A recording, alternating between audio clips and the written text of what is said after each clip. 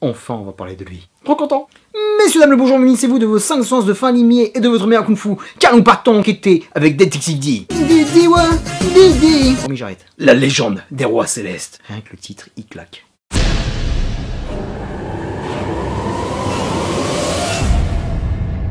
Alors attention, on a affaire à un poids lourd. Mais super lourd, mon pote.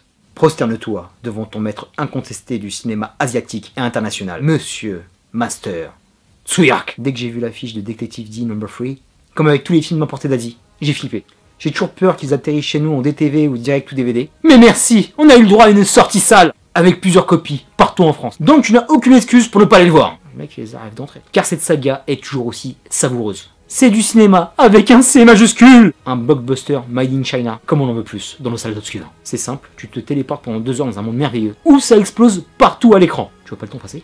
Ce film déborde de créativité. Un cocktail explosif, d'action, d'historique, de mythologie, avec un fond de géopolitique. Oui, du fantastique, du mystère, accompagné de Wum Zapian, film de sabre, et un chouïa de romance. Tout ça mélangé, c'est très casse-pipe, je te l'accorde, mais pas avec notre gars sûr, Tsuyark. Le maître nous gratifie d'une réalisation somptueuse. Des décors dantesques, des costumes, des armes plus stylées les unes que les autres, des personnages plus stylés les uns que les autres, et le maquillage, t'en parle même pas, c'est un truc de fou. Sur ce film, pas un plan n'est raté. C'est un sans faute, mon pote! Des chorégraphies de combat à l'animation des créatures géantes, en passant par la magie. La réalisation ne fait que se surpasser. Ce que j'aime par-dessus tout avec Tsu, c'est l'utilisation à 100% des décors, des capacités de ses personnages. Le mec utilise chaque détail, ça peut aller d'une feuille à l'arme, et c'est utilisé à 100%. Il nous fait des caméras embarquées de dingue sur les armes des assaillants. Ce genre d'action qu'on voit trop rarement au cinéma, avec une précision diabolique. Une utilisation des CGI à bon escient pour nous donner cet univers de fou furieux. Mec, c'est trop! Le cinéma de ce type, c'est un parc d'attraction. Il va te filer le vertige jusqu'à la fin du film. Et parfois, si le genre fantastique chinois est trop caricatural, là, tu y crois complètement. J'adhère à cet univers fantastique, avec sa mysticité et de très beaux messages philosophiques et nobles. Il y a un véritable respect des valeurs ancestrales dans un univers avec des sorciers, des dragons qui volent, des ninjas qui font des bonds à 10 mètres et des coups de pied à la ligne vrillés pour aller acheter une baguette. Mais c'est un kiff complet. Je vais habiter là-bas. C'est trop beau!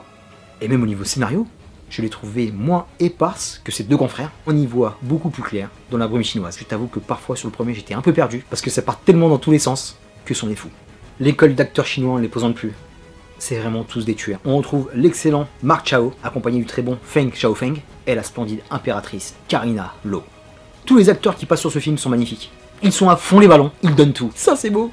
Les postures d'acting à la chinoise. Depuis mon premier film de Bruce Lee, jusqu'à maintenant j'ai toujours kiffé. Un autre personnage secondaire que j'ai kiffé, lui, c'est le comic relief. C'est Kenny Kin, qui a une très belle relation avec le personnage féminin de Chuyu, qui envoie du rêve. Une badass kickeuse asiate, comme je les aime. Oh bordel, c'était rapide. Pour conclure sur Detective D, la légende des rois célestes, un conseil mon ami, lâche internet, lâche ton portable et fonce dans la première salle pour mater ça. Va prendre ton pied avec le best détective du game. On a rarement ce genre de film dans nos salles, faut en profiter mon pote. Une suite à la hauteur de ses aînés, une superbe narration, une superbe réalisation, avec un rythme endiablé, des bastons épiques dans un univers fantastique. Bravo et tché au master Tsuyark, qui ne cesse de mettre sur le cul de film en film. Le mec est un ancien du game, il a 68 ans, mais il conserve sa rage et sa fougue de ses débuts. Ce mec n'a pas de limite. Donc my friend, mon ami Tsuyark, je ne sais pas si les japonais accepteront, mais sincèrement, tu as tout pour nous donner un magnifique Dragon Ball. Je précise, pas Dragon Ball Z, Dragon Ball, premier du nom, le meilleur. N'allez pas me faire chier avec Dragon Ball Super, ce film t'attend. Il est pour toi mon pote. Ou sinon ça ne me dérangerait pas de faire une suite de ce film, une fois par an. Je sais que dans ton pays on travaille à la chaîne, donc tu peux les enchaîner mon pote, jusqu'au 12. Comme ça fera Détective D12. On te passe au salam Eminem. Terminus pour Détective D, la légende des rois célestes. Je kick ce titre. Je te dis à très bientôt pour de prochaines vidéos. D'ici là, porte-toi bien. Prends soin de toi et des tiens. Peace. Comment on dit la paix en chinois? Je sais pas.